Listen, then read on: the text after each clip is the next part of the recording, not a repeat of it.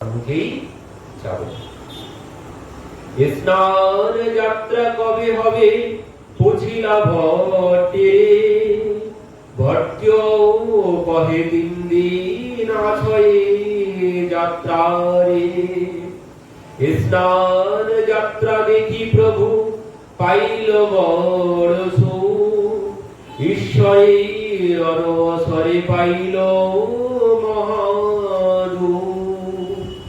গোপী ভাবে প্রভু বিরহে ব্যাকুল হইয়া, আলাল নাথে গেলা প্রভু সবারে ছাড়িয়া। কি বলছেন? স্নান যাত্রা কবে হবে বুঝিলা ভট্টরে। সার্বভৌম ভট্টাচার্যকে জিজ্ঞাসা করলেন রাজা, স্নান যাত্রা কবে? তো বলছেন আর মাত্র 3 দিন পরেই স্নান যাত্রা। তো সেই স্নান যাত্রা দেখি প্রভু পাইলা বড় সুখ। স্নান যাত্রা দর্শন করে প্রভু তো বড় আনন্দ পেলেন, কিন্তু ঈশ্বরের অনবসরে পাইল মহাদুখ। মহাপ্রভু দুঃখ পেয়েছেন। কিসের জন্য? মহাপ্রভু দুঃখ পেয়েছেন এই জন্য স্নান যাত্রার পরে কি হলো? স্নান যাত্রার পরে 15 দিনের জন্য আর জগন্নাথ দর্শন হবে না। সেই জগন্নাথকে দর্শন না করতে পেরে মহাপ্রভু বড় দুঃখ, বড় কষ্ট পেয়েছে। তো এই জন্য মহাপ্রভু কি করলেন? মহাপ্রভু গোপী ভাবে প্রভু বিরহে ব্যাকুল হইয়া, আলালনাথে গেলা প্রভু সবারে ছাড়িয়া। মহাপ্রভু আলালনাথে চলে গেলেন সবাইকে ছেড়ে। আলালনাথে সেখানেও জগন্নাথ আছেন, দুইজনের মধ্যে কোনো ভেদ নেই। তো এই জন্য মহাপ্রভু আলালনাথে চলে গেলেন প্রভুকে দর্শন করার জন্য। এখানে আর তিনি থাকতে পারলেন না, কারণ 15 দিন আর জগন্নাথ দর্শন হবে না। কেন দর্শন হবে না? কারণ তার তো অনেক কারণ আছে। 15 দিন জগন্নাথ দর্শন দেন না কেন? কারণ ভগবান তিনি ভক্ত বৎসল।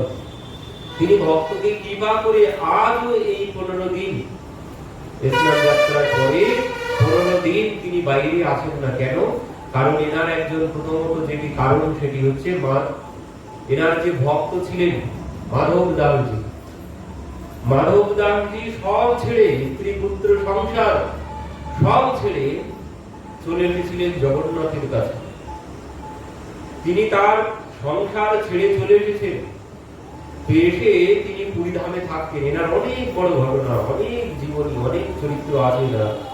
তো সব থেকে বড় যে ঘটনা সেটি হচ্ছে এই মাধব দাসজি শরীর খারাপ হলো, পেট খারাপ হলো।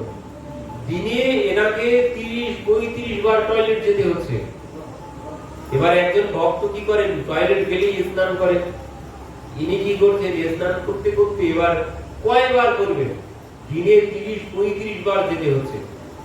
অতবার স্নান করা যায়? তো বলছেন করতে করতে আরো বেশি করে শরীর খারাপ হয়ে গেছে। তো উনি আর চলতে পারছেন না। তখন কি হয়েছে? উনি ভাবছেন আমি তো, আমার যা অবস্থা, আমি আর হয়তো বাঁচবো না। তো এই ধামে আছি, আমি ধাম নোংরা করছি। এই জন্য ইনি কি করেছেন? ওই সমুদ্রের কিনারায় চলে গেছেন। ওখানে পড়ে থাকবো, মরে গেলে ওখান থেকে সমুদ্রের জলে ভেসে যাব। এই জন্য তিনি সমুদ্রের কিনারায় গিয়ে পড়ে আছেন। তো কি হয়েছে? 3-4 দিন পরে উনি ওখানে পড়ে আছেন সমুদ্রের কিনারায়।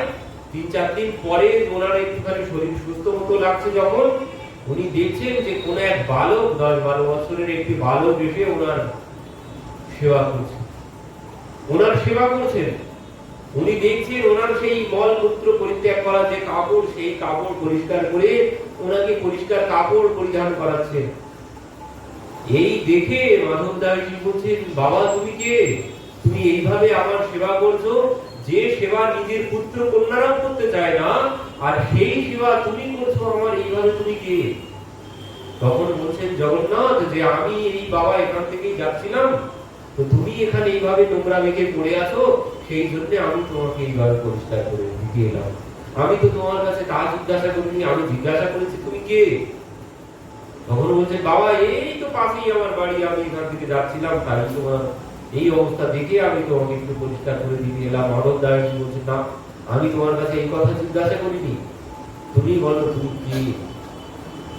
যত জিজ্ঞাসা করছেন তত ইনি বলছেন এই তো পাশেই থাকি আমি। কিছুতেই বলতে চাইছেন না। তখন মাধব দাসজি কি করেছেন? ভাব করে এনার হাতটা ধরেছে। হাতটা ধরে বলছেন বলো তুমি কে, তুমি কে? কিছুতেই তো তিনি বললেন যে এই তো বাবা আমার বাড়ি এখানে। যখন বলছেন না মাধব দাস, তখন বলছেন আমি বুঝতে পেরেছি তুমি আমার জগন্নাথ না, তুমি আমার জগন্নাথ।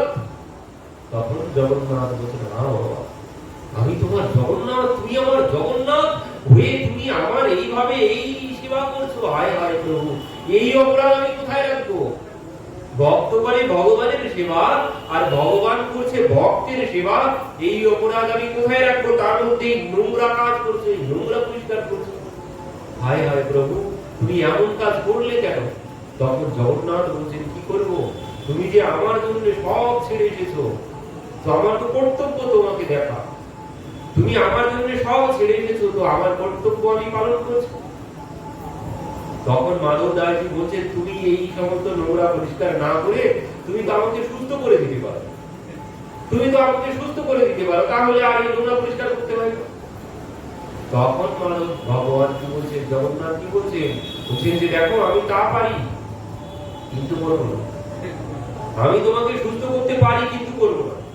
কেন করবো না? বলছেন দেখো শরীর সুস্থ মানে অসুস্থ কখন হয়? শরীর অসুস্থ যখন মানে দেখবেন যখন ঔষধ খেয়েও শরীর সুস্থ হচ্ছে না, রোগের ঔষধ খাওয়া হচ্ছে তবুও রোগ সারছে না, তখন বুঝবেন এই রোগ এমনি এমনি হয়নি, এই রোগ হয়েছে আমার প্রারব্ধের কর্মফলের জন্য। প্রারব্ধের কর্মফল ভোগ হয়, প্রারব্ধের কর্মফলের জন্য যখন রোগ হবে সে রোগ ঔষধ খেলেও সারবে না। আর তোমার এই রোগ হয়েছে তোমার প্রারব্ধের কর্মফল ভোগের জন্য। কারণ কি বললেন, তোমার এই ভোগ এখন হয়ে যাচ্ছে। কারণ দেখবেন একটি বিষয় সব জায়গাতেই দেখা যায়, যিনি ভক্ত হন তার জীবনে দুঃখের শেষ নেই, যিনি ভক্ত হবেন তার জীবনে দুঃখের শেষ নেই, আর যিনি অভক্ত হবেন তার সুখের শেষ নেই। যেই ভক্ত হতে যাব তখনই দুঃখ, একের পর এক দুঃখ। এবার বাধ্য হয়ে বলতেই বাধ্য হতে হয় তখন, কি জন্য আমি তোমাকে তোমার সেবা করছি, এত কষ্ট হইতো, পাশের লোকটা কি হইতো, তোমার কোনোদিন তোমার নাম করে না, কোনো কিছু করে না, অথচ এত সুখে আছে, এত আনন্দে আছে, আর আমি তোমার সেবা করতে করতে এত দুঃখ কেন? সহ্য না করতে পেরে ভক্ত বলে ফেলে, কিন্তু বলা উচিত নয় এটি। এটি কেন? কারণ এটি তোমার প্রারব্ধের জন্য, প্রারব্ধের কর্মফলের জন্য। কারণ প্রারব্ধ সবাইকে ভোগ করতেই হবে, মানে অবশ্য মেব ভক্তব্যম কৃতম কর্ম শুভম অশুভম বললে তুমি যা কর্ম করবে তোমার সেই কর্মের ফল তোমাকেই ভোগ করতে হবে। কারণ কর্ম প্রধান বিশ্ব রুচি রাখা বলছেন, এই জগতে ভাগ্য বলে কোনো কিছু নেই, কিন্তু এই জগতে ভাগ্য বলে কিছু নেই, যেটি আছে সেটি হচ্ছে কর্ম, কর্মের ফল। কর্মের ফল সবাইকে ভোগ করতে হবে, তুমি যেমন কর্ম করবে তোমার সেই ফল অবশ্যই ভোগ করতে হবে। তো বললেন তোমার এই যে শরীর খারাপ হয়েছে এটি তোমার কর্মের ফল, প্রারব্ধের কর্মের ফল। কেন? বলছেন কেউ যখন আমার ভক্ত হয়, সম্পূর্ণরূপে আমার উপরে যখন শরণাগত হয়ে যায়, তখন কি হয়, তার পূর্ব পূর্ব জন্মের যত কর্মফল আছে সব এবার দেখা দেবে। কেন? বলছেন এই জন্মেই তোমাকে সব ভোগ করে নিতে হবে। কেন? কেউ যখন ভক্ত হয়ে যায় আগামীতে সে আর জন্মগ্রহণ করবে না, আগামীতে সে আর জন্মগ্রহণ করবে না। এই জন্য পূর্বের যত জমা কর্মের ফল আছে সব সুখ থাকুক দুঃখ থাকুক সব ভোগ করে নিতে হবে। যখন কেউ ভগবানের চরণে সমর্পিত হয়ে যাবে তখন ভগবান দেখেন তো আর আসবে না, এর এই জন্মই শেষ, এবার আমার চরণেই চলে আসবে। তো তার জন্য তার সমস্ত কর্মফল এই জীবনেই ভোগ করিয়ে দেওয়া হয়। তো প্রারব্ধের কর্মফল কিভাবে ভোগ হয়? বলে প্রারব্ধের কর্মফল তিন ভাগে ভোগ হয়। একটি হচ্ছে হঠাৎ অনেক অর্থের হানি, প্রারব্ধের কর্মফলের জন্য অর্থের হানি, প্রারব্ধের কর্মফলের জন্য। আর শরীর অসুস্থতা, প্রারব্ধের কর্মফলের জন্য। আর একটি হচ্ছে ওই হঠাৎ দুর্নাম, হঠাৎ দুর্নাম, সবাই কটু কথা বলতে শুরু করে, মানে সম্মানের হানি, সম্মান নষ্ট হয়ে যায় হঠাৎ। এই তিন ভাবেই প্রারব্ধের কর্মফল ভোগ হয়। যদি এই তিনটি কোনো একটি ঘটে তাহলে বুঝতে হবে যে আমার পূর্বের কোনো কর্মের ফল আমাকে ভোগ করতে হচ্ছে, আর এইভাবেই ওই কর্মের ওই কষ্ট সহ্য করে যেতে হবে। যদি আবার এই কষ্ট না সহ্য করে অন্যকে দায়ী করি যে এর জন্য আমার এই কষ্ট হচ্ছে, তাহলে কিন্তু আরো কর্মের ফল বাড়তেই থাকবে। এই জন্য যা কিছু দুঃখ কষ্ট যা কিছু হচ্ছে সব নিজের কর্মফল জেনে মুখ বুঝে সহ্য করতে হবে। অন্যকে দোষ দিয়ে কোনো লাভ নেই। যেই দোষ দেব সঙ্গে সঙ্গে তার কর্মটাও আমাকে ভোগ করতে হবে। যাকে দোষারোপ করবো যে এর জন্য আমার এই ফল ভোগ করতে হচ্ছে, তার যত খারাপ কর্ম আছে সব আমাকেই ভোগ করতে হবে। এই জন্য কাউকে দোষ দিতে নেই। যা কিছু ভোগ করছি নিজের কর্মফল জ্ঞানে ভোগ করতে হবে। তো ভগবান বললেন, দেখো তোমার এই রোগ আমি ভালো করতে পারি কিন্তু করবো না। কেন বলছেন, এই এখন যদি তোমাকে ভালো করে দিই, তোমার এই শরীর খারাপ হয়েছে কেন? তোমার প্রারব্ধের কর্মফলের জন্য আমি দেখতে পাচ্ছি। আর এখন যদি ভালো করিয়ে দিই, আগামীতে আবার আসতে হবে এই কর্মের ফল ভোগ করার জন্য। এখন যদি আমি ভালো করিয়ে দিই, আবার ভোগ করতে হবে। যেমন ওই অ্যালোপ্যাথি ঔষধ খেলে রোগ সারে, কিন্তু আবার কিছুদিন পরে রোগ দেখা দেয়। কারণ কি, ও রোগ গোড়া থেকে সারেনি। তো এই যে এখানে